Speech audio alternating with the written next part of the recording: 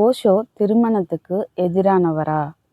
அவர் திருமணத்துக்கு எகென்ஸ்டா வந்து நிறைய பேசியிருக்காரு அப்படின்னு நிறைய பேர் கேட்டிருக்காங்க. அது உண்மைதான். அவருடைய கூற்றுப்படி பார்த்திங்கன்னா, திருமணம் அப்படிங்கிறது வந்து ஒரு தனி மனித சுதந்திரத்தையே வேரோட இல்லாமல் பண்ணுது. அதோட சுத்தமாக தனி மனித சுதந்திரத்தை காலி பண்ணிடுது திருமணம் அப்படிங்கிற ஒரு சடங்கு. மனிதன் வந்து ஒரு காயடிக்கப்பட்ட மாடு மாதிரி ஆயிடுறான் அப்படின்னு வந்து சொல்கிறாரு. அது ஒரு வகையில் உண்மைதான். ஏன்னா இப்போது ஒரு 2 நாள் முன்னாடி நான்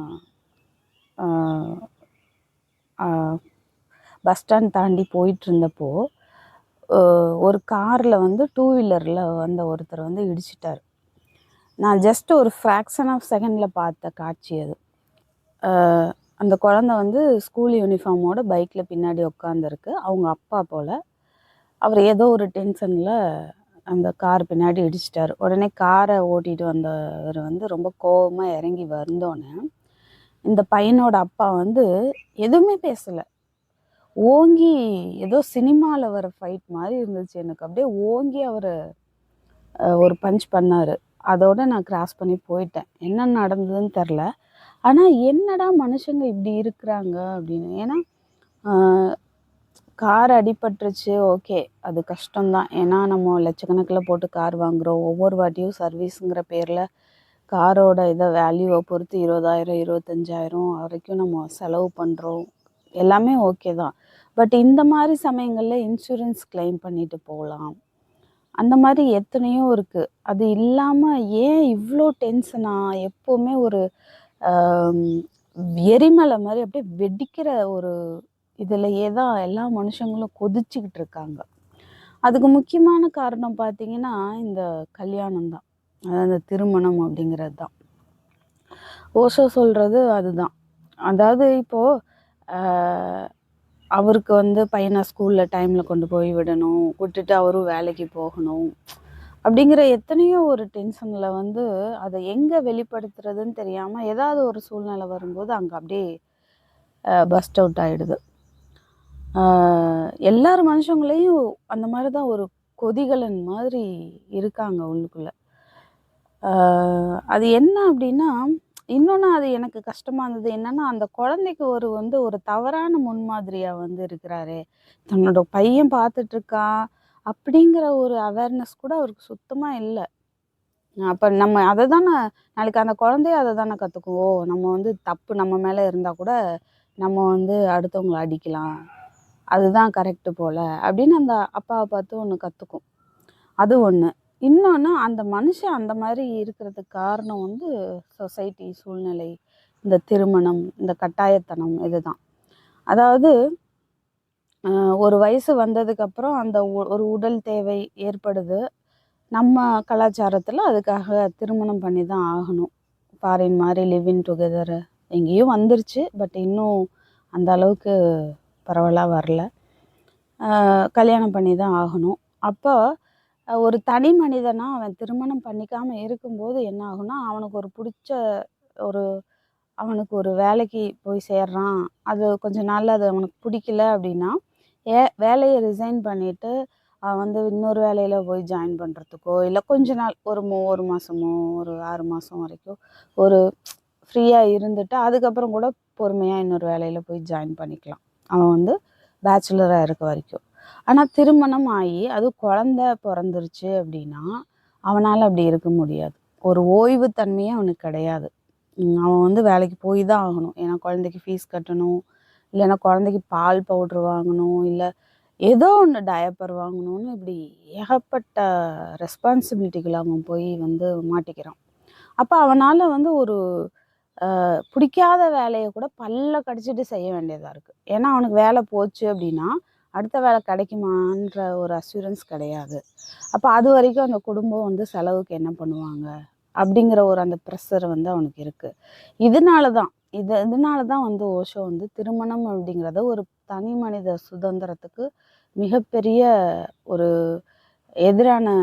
எதிரானதாக இருக்குது அப்படின்னு வந்து சொல்லி, அந்த திருமணம் தான் வந்து ஒரு மனுஷனுடைய எல்லா விஷயங்களையும் ஒன்றும் இல்லாமல் பண்ணிடுது அப்படின்னு சொல்லுவார். ஓஷோவையே வந்து பார்த்திங்கன்னா அவங்க அப்பா அவர் சமண மதத்தை சேர்ந்தவர். அவங்க அம்மா அப்பா வந்து ஒன்று கல்யாணம் பண்ணிக்கோ இல்லைன்னா சமண துறவியாக போயிடு அப்படிங்கிறப்போ நான் ரெண்டுமே பண்ண மாட்டேன், கல்யாணமும் பண்ணிக்க மாட்டேன், சமண துறவியாக அந்த துறவியாகவும் போக மாட்டேன் அப்படின்னு சொல்கிறாரு. அதுதான் அவருடைய இது. நீ வந்து எல்லாத்தையும் திறந்துட்டு போக வேண்டாம், அதுக்காக இந்த இதில் போய் சிக்கிக்கும். ஆமாம், நம்ம சொசைட்டியில் பாருங்களேன், ஒன்று கல்யாணம் பண்ணிக்கணும் இல்லை சாமியாரை போயிட்டியா ஓகே, ரெண்டுத்தில் ஏதோ ஒன்று. ஆனால் நம்ம ஓஷோ வந்து நியூட்ரலாக இருந்தவர். இந்த எக்ஸ்ட்ரீமும் போகலை, இந்த எக்ஸ்ட்ரீமும் போகலை, எல்லாத்துலேயுமே அதை தான் சொல்கிறேன், எல்லாத்துலேயுமே ஒரு நியூட்ரலான ஒரு மனப்பான்மையில் தான் அவர் இருந்திருக்காரு. இப்போ வந்து அவர் சொன்ன ஒரு அழகான கதை வந்து ஞாபகத்துக்கு வருது. ஒரு ஊரில் வந்து ஒரு ஃபேமஸான ஒரு துறவி வந்து இருக்கார். அரசன் வந்து அவரை பற்றி கேள்விப்பட்டு சரி அவரை வந்து நம்ம அரண்மனைக்கு வந்து கொஞ்ச நாள் தங்கி இருக்க சொல்லி அழைக்கலான்னு சொல்லி போகிறாப்புல. போகும்போது போயிட்டு இந்த மாதிரி உங்களுடைய இதை பற்றி கேள்விப்பட்டிருக்கேன், நீங்கள் எங்களுடைய அரண்மனையில் வந்து கொஞ்ச நாள் தங்கி இருக்கணும், நான் ரொம்ப சந்தோஷப்படுவேன் அப்படின்னு அரசர் கேட்குறாரு. கேட்டோன்னே அந்த துறவி ஒரு நிமிஷம் கூட யோசிக்கலை, சரி வரேன் அப்படின்ட்டார். உடனே அந்த அரசனுக்கே வந்து கற்கன் ஆயிடுச்சு. என்னடா அது, ஒரு துறவின்னு நம்ம கேள்விப்பட்டோம், அரண்மனைக்கு கூப்பிட்டோம், உடனே கொஞ்சம் கூட யோசிக்கலை வரேன்னு சொல்லிட்டாரே அப்படின்னு, இவர் உண்மையான துறவி தானா அப்படின்னு ஒரு சந்தேகம் வருது.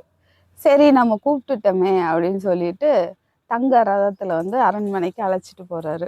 போயிட்டு அங்கே நல்லா அரசனுக்கு என்ன மாதிரி ஒரு ராஜபோக வாழ்க்கையோ அந்த மாதிரி அறுசுவை உணவு என்ன, கேளிக்கைகள் என்ன அப்படின்னு சொல்லிட்டு அவருடைய துறவியும் வந்து அந்த ராஜ வாழ்க்கையை வந்து அனுபவிக்கிறாரு. கொஞ்ச நாள் ஆனோடனே அரசனுக்கு இன்னும் சந்தேகம் கூடுது. என்னடா இவர் வந்து நம்ம கூப்பிட்டோன்னா உடனே டக்குன்னு வரேன்ட்டாரு, இங்கே வந்து பார்த்தீங்கன்னா அப்படி ஒரு சந்தோஷமாக எல்லாத்தையும் அனுபவிக்கிறாரு, அறுசுவை உணவுகளை அப்படி ரசித்து சாப்பிட்றாரு அப்படின்னு சொல்லிட்டு சரி நம்ம கேட்டுடலாம், ரொம்ப நாளாக நம்ம மனசுலேயே வச்சுட்டு நமக்குள்ளே போராட்டமாக இருக்குதுன்னு சொல்லி அவர்கிட்டே கேட்டுடலாம், உண்மையான துறவி தானா என்னன்னு அப்படின்ட்டு போகிறாரு. போகும்போதே அந்த துறவி போய் கேட்கலான்னு வாயை எடுக்கும்போதே அந்த துறவி, எனக்கு எல்லாம் தெரியும், எனக்கு முதல் நாளையிலேருந்தே உன் மனசுக்குள்ளே இருந்த போராட்டத்தை வந்து நான் உணர்ந்துட்டேன், இருந்தாலும் அது வந்து அதோட பீக்குக்கு வரட்டும் அப்படின்னு தான் நான் காத்திருந்தேன்னு சொல்லிட்டு சொல்கிறாரு. இந்த நிமிஷமே நான் அப்படியே எல்லாத்தையும் விட்டுட்டு நான் போகிறேன், உன்னால் முடிஞ்சால் என் கூட வர முடியுமா அப்படின்னு கேட்குறாரு. ராஜா அப்படியே ஒரு நிமிஷம் அப்படியே திகைச்சு போயிடுறாரு. அவர் எதுவுமே சொல்லலை, என்ன மாதிரி ஒரு கந்தல் துணியை கட்டியிருந்தாரோ அதையே கட்டிட்டு அப்படியே அரண்மனையை விட்டு அப்படியே நடக்க ஆரம்பிச்சிட்டார். இதுதான் பரதேசியானாலும் அந்த வாழ்க்கையை எந்த குறை கூறுதலும் இல்லாமல் முழுமையாக வாழ்கிறது. அதே போல் ஒரு ராஜ வாழ்க்கை கிடைச்சாலும் அதையும் முழுமையாக அனுபவிக்கிறது. இதுதான் வந்து ஒரு நியூட்ரலான ஒரு மனோநிலை. இது வாய்க்கப்பட்டுட்டா எல்லாருமே ஞானி ஆகிடுவோம். ஆனால் எல்லா மக்களுக்கும் அந்த ஒரு அவேர்னஸ் வேணும், அந்த ஒரு முதிர்ச்சியான ஒரு நிலை வேணும் கண்டிப்பாக. அதுதான் எல்லாருமே ஆசைப்படுறது இல்லையா?